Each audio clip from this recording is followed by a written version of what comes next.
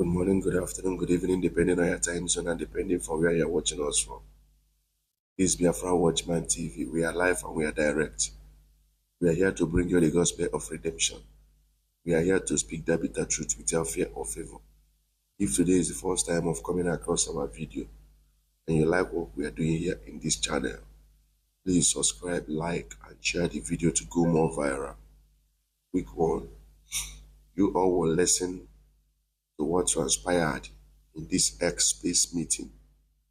This X-Space meeting that was held in South Africa. Right there in the X-Space, a Yoruba woman of Nigeria was right there in that X-Space exhibiting what they are known for. When I mean Yoruba, I mean these tribal bigotry Yorubas who have seen Igbos as their headache, who have seen Igbos to be the reason of their predicament in Nigeria. You will listen to what she was saying or what she's saying about Igbos. But guess what? The South African ladies there in this very space, they lashed her. They addressed her as that bigotry, which she is. At a point, she was talking about insult, whereas she's right there insulting a tribe. You see, this is the problem we are having in Nigeria. You know, there's no how we will manage it. There's no how we are not meant to be one. And I believe if the high time Nigeria got separated, there will be a mutual respect between tribes that made up Nigeria. Once there is separation, once people to your tent, oh Israel, there will be a mutual respect and understanding. But so long as we are all in this enclave or this damnation called Nigeria, this is what you guys to be seeing. I don't know what Igbos have done to Yoruba special. We could remember last year, 2023 general election. We're not talking about the previous ones, so they are talking about that. Now then we'll say that one Nigeria. They will say it's one Nigeria, but we all witnessed this has been a trend now in that contraption called Nigeria. Each electoral circle, Yorubas, especially that Lagos, they will do everything possible to make sure that Igbos didn't vote or didn't participate as they ought to do in every general election. 2015 or 2019, Oba of Lagos threatened Igbos that if they vote for PDP, that they will be, thrown into lagoon. Later, he came up to say he drank, there was one particular drink there that he don't know that there is alcohol. When you listen to his excuses, you know that this one is just flimsy excuses. He say he's talking out of the influence of alcohol, as if he's talking to kids. The other one, MC Omolu or whatever, threatened Igbos and still carry out his threat.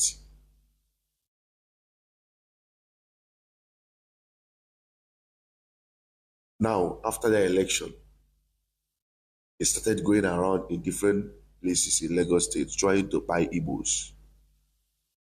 Igbo markets were targeted. They were just burning Igbo markets down. SND Igbo of Ajao now speak out. Carried the man.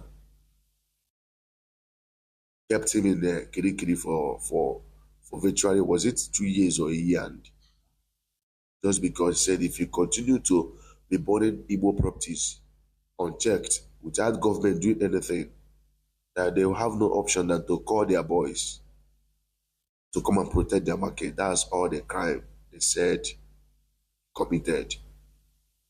But people that threatened Igbos publicly and still carry out their threats. Nothing was done to them. They've not made Igbos to be a sacrificial lamb in Nigeria. If you are intoxicated with power or anything, you will use Igbo as a punching bag. Right here, that Yoruba lady carried her igbo-phobia to South Africa, but South Africa ladies addressed her as a bigotry, which she is. As a bigotry, which she is. You know, the worst thing in life is this. You are going to places where you are not welcome. That's the worst thing that can happen to anybody. So long you see that this place you are not welcomed, what you would have got to do is to do what? To your tent, oh Israel, you mind their way. If they reject you, that doesn't mean that you will reject yourself. Because the way Igbos are doing in Nigeria, especially Igbos that believe in Nigeria, you are not welcomed, but you'll be shouting one Nigeria. You will be the one to carry one Nigeria for head. At the end of the day, there's nothing you will do that will make them to do or to accept you. Nothing you will do that will make them to accept you. Right there, you will, let's just pay attention. Listen to the end. Just listen to the end. You will see how South African ladies addressed that lady as a bigotry, as someone who is damn tribalistic. They addressed her. At a point, they said, are you the one to tell them? Well, this thing was happening in South Africa. Are you the one to tell them people who are responsible for crimes going on in South Africa? Are you the one? So they are the people that will tell you, the people who are doing all those things, who are perpetrating crimes in South Africa. Not just single out a tribe. Why must you single out a tribe? To generalize. They said they know that there are Hausas, there are Yorubas, there are Igbos who are what? Indulging in crimes in South Africa. That when you talk about Nigerians perpetrating crimes in South Africa, it doesn't mean that it's a particular tribe. You will just listen to what the ladies in this X said. And what they said is nothing but the truth. This has been the problem we are having in Nigeria. Any slightest thing, that's why any slightest thing, any slightest provocation in Nigeria, the people that they will use as a this thing is Igbos. Look at during Deborah, when they buy Deborah. That case of Deborah, it don't go. That case of Deborah don't go, and it don't go. Look at a girl who has bright future. Can you imagine? A tertiary institution. In other words, there is no social life there. If we are social life, socialization ought to be the how will I put it now? The preeminent, which is a tertiary institution. If that circle, if that place, if that 4 words of tertiary institution, there is no social life there, tell me, where would there be social life in that northern part of Nigeria? Because they ought to be civilized. But right there in that tertiary institution, that was where they buy the girl. Today, we heard that police apprehended those guys. Later, they do what? Some Islamic cleric, is it lawyers or whatever, in their number said they will stand for those guys that buy that girl in a cold blood. They will stand for them, they must release them. This is the people we are sharing country with. This is the people, can you see their mindset? Just, they took the life of that young girl. What's her crime? We all listen to the WhatsApp conversation. You will discover that the girl did nothing by her. I don't know. People who still believe in this enclave called Nigeria, this damnation called Nigeria, know what even motivates them. Sometimes I'll be asking myself, What are the things that is motivating these people to believe in Nigeria? The people who are saying, we don't have any other country. We are better. We want to make Nigeria great, or want to build our Nigeria. Man, they are just saying it from out. They're just doing so for maybe for people who are eating the fruit of Nigeria, which is politicians, want to come after him or her. Ask that person one on one how you tell they see this Nigeria. The person will tell you, so boy, this Nigeria don't tire me. Oh. This Nigeria don't tire me. But if you see that person talking in public, it will look as if even the politicians know you don't know self that if you are talking in favor of Nigeria, they don't say you're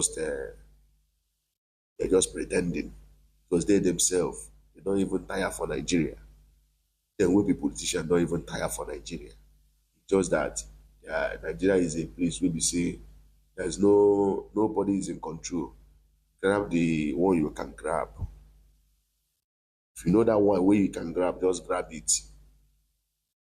To them, being the politicians that are running Nigeria, they don't even tire for Nigeria.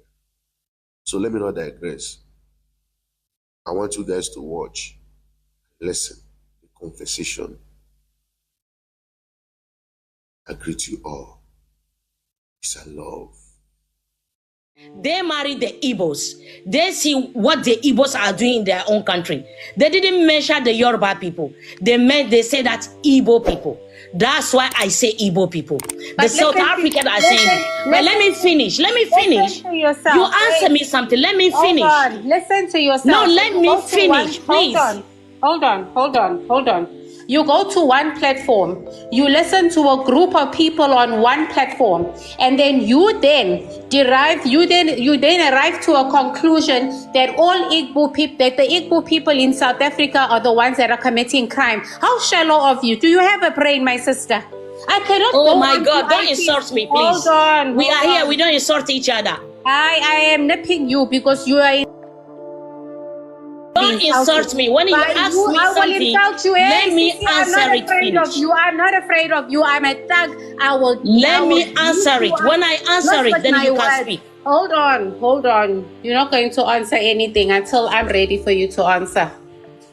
You cannot command me. You came. I've done that, Sissy, and there's nothing that you're going to do about it. We have to respect each other here, but you cannot command me. Listen to me.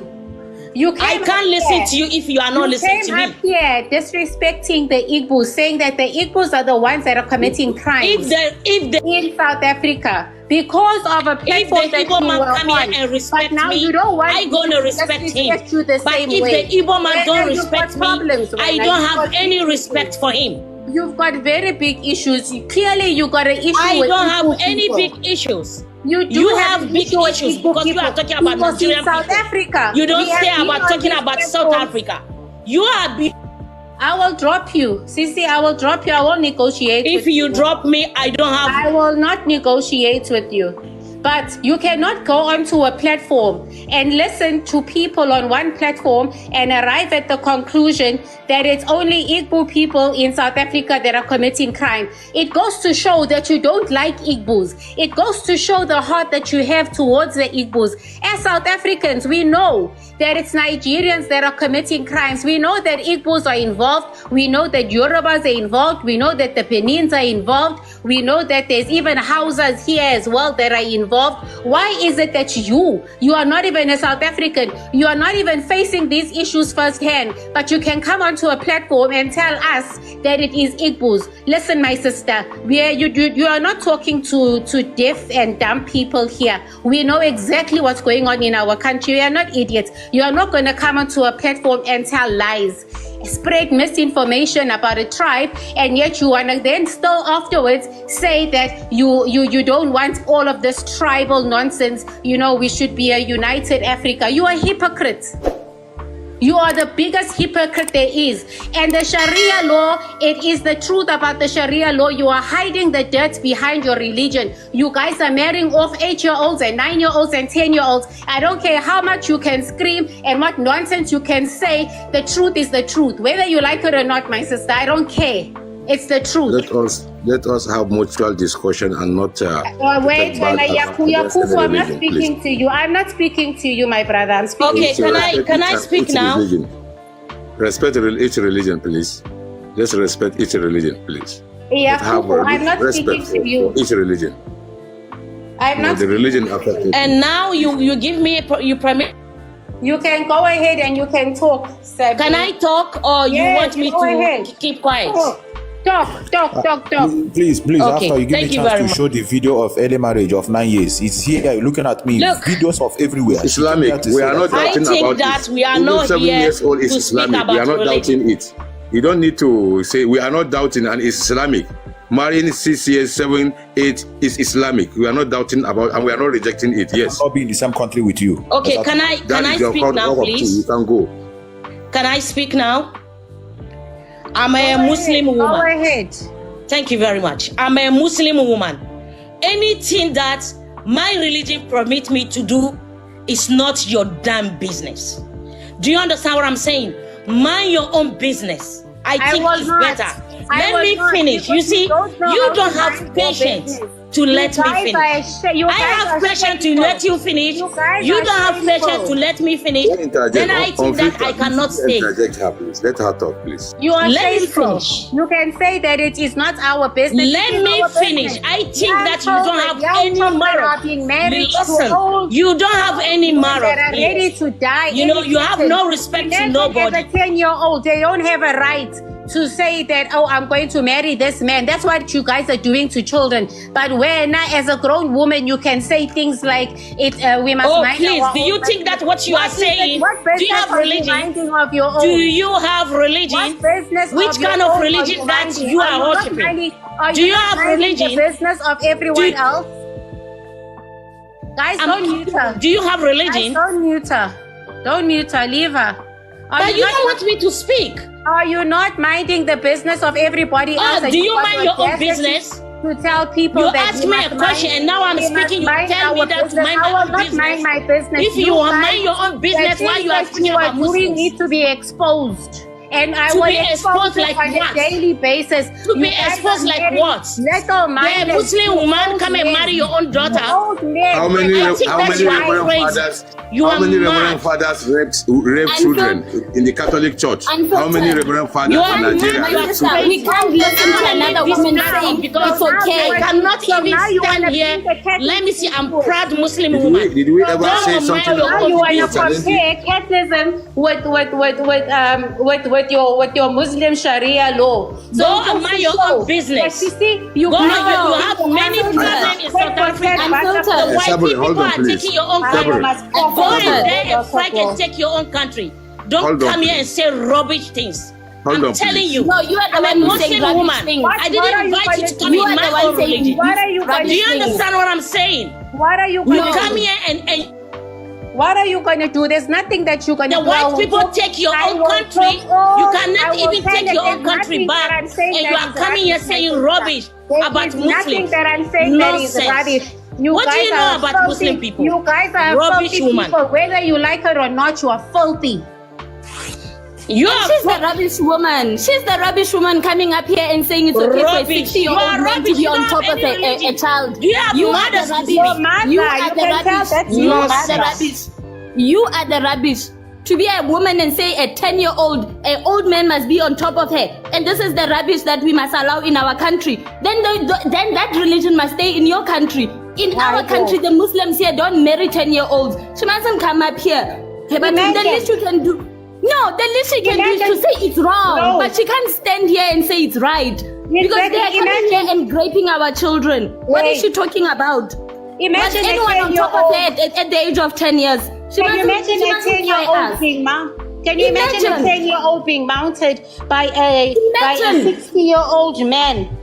Imagine of an old age home, somebody that doesn't respect himself, but he thinks that he can then go and mount a 10-year-old. This is the disrespect that these people bring to this country of ours. And you guys want to still justify all these hideous acts. Child abuse. That is why we cannot have one Africa with these people, because they will abuse our own children. The least that she can do, as a woman is to say it's wrong.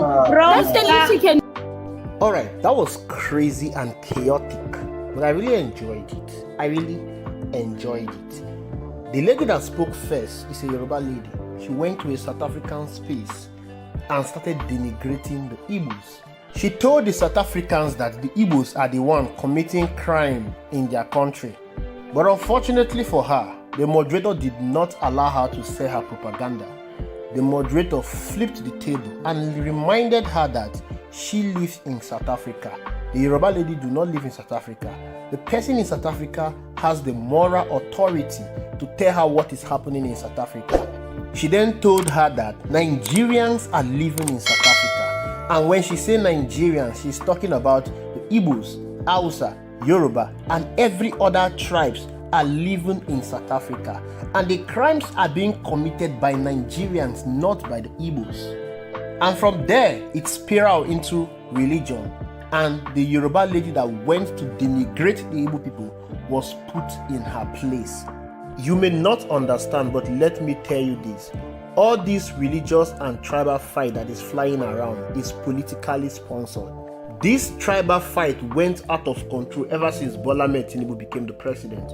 The proceeding leading to the 2023 general election resulted to full-blown tribal war. The politicians are benefiting from this tribal war that is currently going on now. You, the Nigerian people, are not benefiting from it, because when Nigerians are divided, the politicians are united. They are united in their collective responsibility to loot the state treasury dry. They are united in their collective responsibility of neglecting the Nigerian people. They are united in their collective responsibility of incompetency. If Nigerian people are united and they are speaking in one voice, what is happening in Nigeria today will not be happening. But because they are divided, they cannot speak truth to power. They cannot hold the government accountable. Therefore, the government loves this division, this tribal fight that is going on, and the government will spend every amount of money to ensure that this tribal fight continue. But if the people involved in this tribal fight will ask a very important question to themselves, the question will be, at whose detriment is this tribal fight they are fighting? It is not to the politicians' detriment, it is to your own detriment. The politicians are living a life of luxury.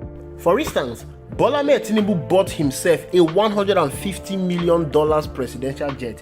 He approved a 160 million naira SUV for each member of the National Assembly. Bola Ahmed Tinubu has built houses and increased the salary, including giving vehicles to judges. What has he done to the Nigerian people? Do you know what he has done to the Nigerian people? He has increased electricity tariff, he has increased fuel subsidy, he has increased interest rates. The Nigerian people are paying high taxes now. Bola Ahmed Tinubu is taking money from the Nigerian people and is giving it to the politicians, because to him, the politicians will help him to retain power beyond 2027. Tinubu believed that Nigerians did not vote for him. They did not help him win election in 2023. He doesn't need them. He needs the politicians. He needs the judges. He needs the INEC. He needs the National Assembly members for them to keep passing the bills that will make his government easy for him and the politicians.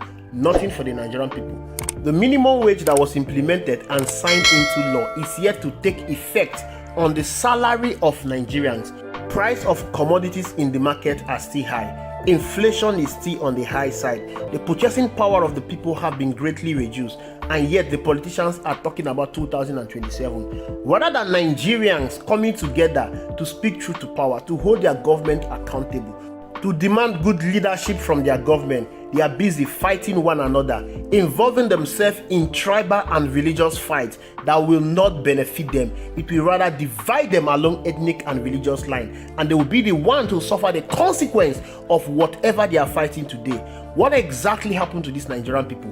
Where is their brain? Why are they not thinking? Why are they not thinking about their life? Ever since APC came into power, they have succeeded in destroying Nigerian economy. They have succeeded in destroying the life of the people. And the Nigerian people have not resisted APC. They further remained docile. They folded their arms and allowed APC to do whatever they want to do to them.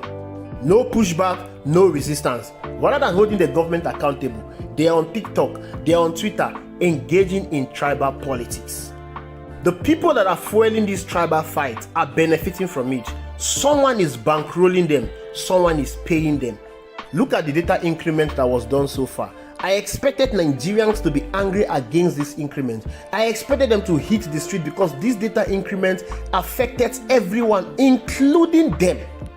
But rather than doing the right thing, they would rather involve themselves in tribal politics. They would rather be fighting against one another. They would rather be dividing themselves and allowing the politicians to continue in their impunity, in their rascality, in their looting, in their incompetency. They will continue in their destruction of this country. I am totally